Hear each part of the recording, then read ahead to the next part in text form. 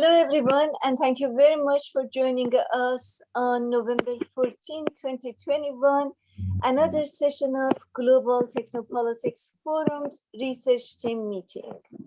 So last week we had a board meeting for the forum, and we came with some decisions. One is that we have decided that we will have convenings for 2022. So places we have made decision about is Los Angeles, DC, and New York, and probably London. So Greg, do you want to talk a little bit about these convenings, and then we will see what is everybody's opinion on that? Greg? We thought it was time for us to do these convenings. Remember, the original idea was to bring an interesting group together to not just have a good conversation, but to also come out of it with a paper that was really action-oriented. So the premium really will be on putting the right set of people in the room and thinking about the right way to animate the conversation. So thoughts, we have some time, but we want to get things on the schedule. So thoughts about either people or subjects would be more than welcome. We're also thinking about what would be the next. We had a nice series of white papers, the data governance paper, the 5G paper, and so then another issue for us when we talked a bit about it at the board meeting was, what's the next logical thing for us to look at? Should we look at AI? Should we think about encryption? I think the format that we did for both those papers was a useful one. It was a kind of a sophisticated primer that somebody who, say, was a new staffer to a legislature somewhere who wanted to get quickly up to date on a complicated issue could benefit from. And that's, I think, what we have in mind for the next paper or two in that series. So ideas on that score also more than welcome. We've thought a lot about doing AI, which probably makes sense, but obviously other candidate topics more than welcome. And the last point is we made a decision to start our webinars. Probably we will start next month with our first webinar. And again, any thoughts in terms of subject or format is welcome there. For webinars, we are thinking about having monthly webinars. Of course, convenings would be 3 or 4 a year. So Puran, floor is yours if you have any comments about anything or if you have anything to report. I mean, two things where I'll be happy to assist you and Greg. One could be across London, Los Angeles, and Washington, stroke New York. There'll be some people who I'll be happy to sort of write to and invite whenever those convenings happen. So that, it is, as Greg said, you have the right people in the room, the right subject to talk about, and then how do we really amplify? And in that background, how do we really also end up getting people to network and talk to each other and see if there are some shared, things which forum and they would like to do. So one could be a little offering, which I'll be very happy to chip in and assist both of you. With regard to this monthly thing, I would be keen myself to see how to be really sort of juxtapose geopolitics, which could be, something which could be thought through. Second could be climate, because climate is something which is important. We have come out of G20, COP26, and the next year we go to Egypt with COP27. And there have been quite a few developments during this COP26. The whole communique, which was supposed to be bulldozed by the global north, was stalled. And this is where, Pari, I would like to really refer to, my little paper that you had been very kindly, considerate and also carried it on the forum's website. But I had talked about instruments of economic instruments in bilateral, and India and China together, despite all the difficulty they have, they came together and got the whole communique reset to support the global south, which was, from phasing out of the coal to phasing down of the coal. So big sort of, so I think geopolitics could be one, climate, environment, and related aspects could be the second bucket.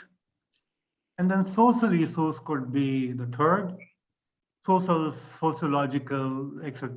So I think if we could probably slice the cake and figure out, and then fill the basket or the bucket with the right, people, right subjects, and right places, I think that could really open up many other doors for the forum.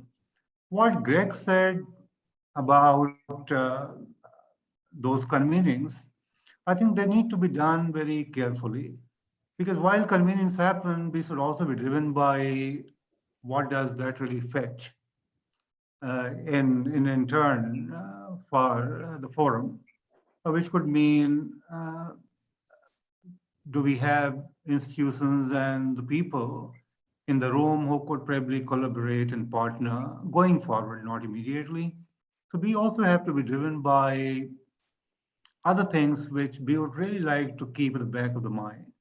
So while those convenings are pretty good, London is very nice, other parts very good.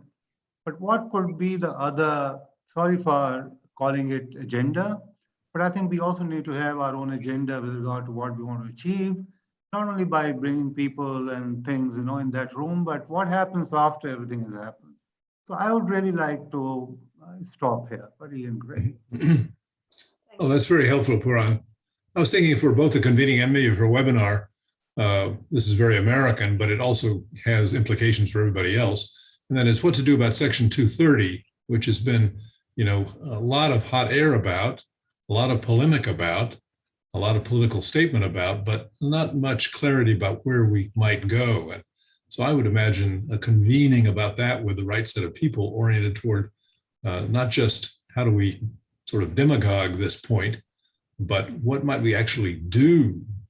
Facebook has actually made some proposals. And so that would be, it seems to me, difficult to get the right set of people in the room. But if we did, we might come out with something that is a blueprint for at least thinking about action. Right? As of now, it just seems to have sort of competing diatribes.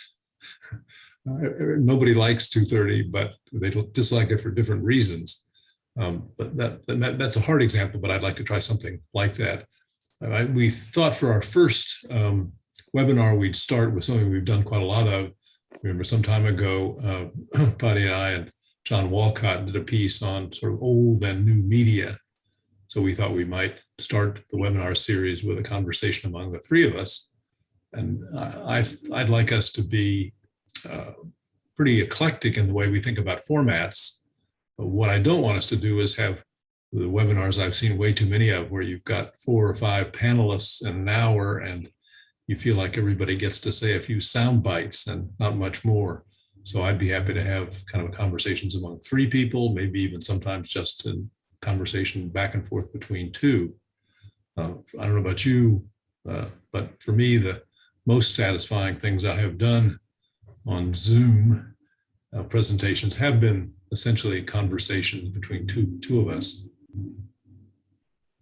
If I could chip in, Greg, on that point. You touched it, and from my point of view, it would be a very good idea to sort of look at 2 sections of people and experts to come in, and one could be the media in general, because media, when they write, I know of very accomplished journalists not being able to know the subject on which they are reporting. It happens in India, it happens everywhere else. How do we really leverage the forum to be able to firstly get some of these people involved and later on begin to run very specialized workshops, training programs, capacity building for the media. So if they were to really report on 5G or artificial intelligence or any other thing, I think media could be the one sort of segment which we may be mindful of while we sort of consider. Second could be the industry. It could be industry association, it could be companies, it could be any other form and variation and manifestations. Because given the kind of network you have, Greg, and Pari you have, it would also be very helpful because now if we were to really look at only climate and technology and capacity building and financing and so on and so forth, everything is not really going to be done directly either by the government or by UN or by industry. And all these people somewhere down the line are going to find people who are connected, people who could advise and guide and help and support. I think there is no harm to sort of explore that possibility in terms of how do we really leverage the very competence and the network and people that you know, Pari knows, and all of us could really assist you. So that we could also, and this is what I was referring to as an agenda when we try and do it. So while we are doing what we are going to do, we will do it. But what could be the larger sort of plan of action or agenda which we would also like to fulfill or accomplish as we go along? I'm not saying tomorrow, but how could something which be today might be very beneficial 6 months down the line, 3 months down the line, 1 year down the line? Because relationship building takes little time. And it is the personal chemistry between people which works, which matters quite a lot. So I would probably request both of you to consider that part where we have media somehow getting involved. Maybe we start by having 1 or 2 people to come and, as someone who would like to speak on something, and slowly and gradually we sort of expand the circle. And then similarly, the industry. And Pari, as I have written, I'm talking to some people from India and elsewhere, and they are different kinds of people. I mean, there are some people who, who sort of work with a bank or financial sector, bilateral, multilateral, and so I'm trying to sort of see to it as to how do we really begin to expand the kind of offering with the convening that we have, which could be offered to people and institutions at, differing points in time, so to say. So that is my submission to both of you to consider. Well, thank you. Jennifer, thoughts from you?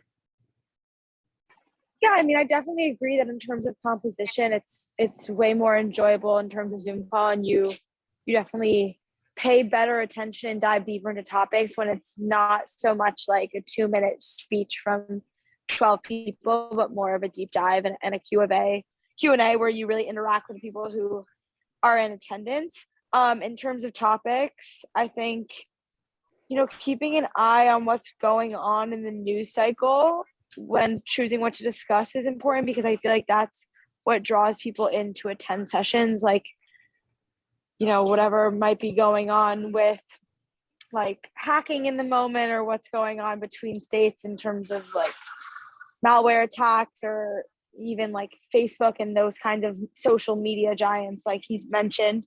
And like trying to stay topical when doing webinars is important, because people do get like Zoom exhaustion in terms of larger topics that don't seem relevant to what they're currently thinking about. So that's kind of what I was thinking.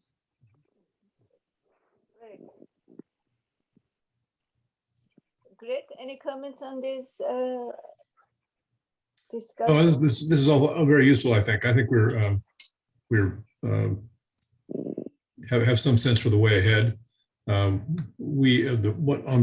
This is slightly self-congratulatory, but we did think when we were looking back over the year that we actually accomplished quite a lot during the year. We always wanted to do more, but we did accomplish quite a lot in terms of publications, especially, but also reaching out to other organizations. So, and Puran, we certainly appreciate all that you're doing and prepared to do in that regard by reaching out. And also, Puran, if you identify interesting people from the South, and that would be good also for webinars that, to talk to them. On Absolutely, Patti. Absolutely. That'd be And one great. of the things which, yeah, please go ahead, Greg. Apologies. So one of the other topics that I like to suggest, Greg, is encryption. The more I focus on it, the more I realize that perhaps encryption is not a bad idea to be our second webinar. I don't know how you feel about it, but I feel that there is a ongoing debate that would be good to unpack and kind of bring it into attention. No, I agree. We had a little bit of this conversation previously, but I'm a veteran of Clipper chip 25 years ago. That's probably unknown to most of you, but it was the idea for essentially a backdoor. This is when intelligence agencies, particularly NSA in the United States, were very worried about encryption. They thought that signals intelligence was going to go away. We talked about the ending of SIGINT. This is in the mid-1990s. Well, Clipper chip failed, and I think future attempts to create backdoors will also fail for good reasons. But then what happened to SIGINT was along came the web and cell phones, and signals intelligence had what turned out to be not a dead end, but a golden age. Now we're back again at the same question about, is encryption going to become so ubiquitous and so effective that it dramatically changes the nature of, so I think it's a good subject. This time around, though, what intrigues me is we have on the one hand, the race between, it's sort of a race between encryption and decryption as we get more and more computing power. So it's not clear to me that 25 years ago, we worried about absolutely unbreakable encryption. Now it's not obvious to me that such a thing is going to exist. Anyway, that's an interesting question. That would be a nice piece of the conversation about encryption. So I think it's a great subject, Patti. Good. Maybe we go for that. Okay, so any comments from anyone before we close the meeting? No? I'd say I'm sorry to miss last week. I was in New York at a very interesting small gathering. I think I mentioned the first gathering of this little group was around Henry Kissinger and Eric Schmidt's new book on artificial intelligence. I attended that one by Zoom, so I thought I would go to the second one physically and take my first airplane trip.